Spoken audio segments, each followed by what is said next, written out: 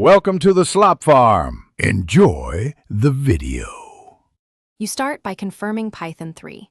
8 or newer is active because Pandas requires modern features. Open your project folder in Vscode and make a new venv.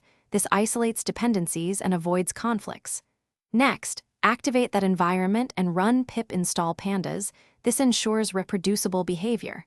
Once done, create a simple script file like analysis.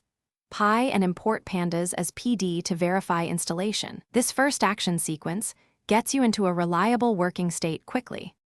Now you load your dataset using PD, read CSV or PD.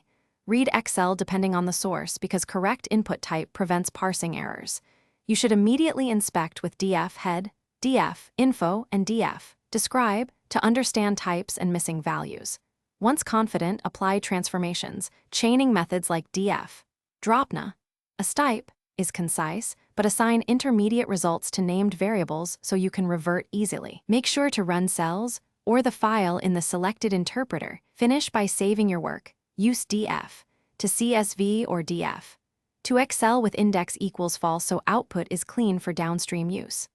Once saved, write a quick unit or smoke test to reload the file and verify key columns and row counts. This closes the loop.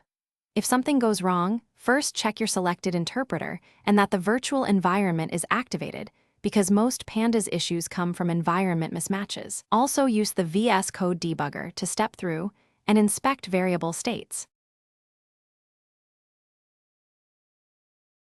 Thanks for watching.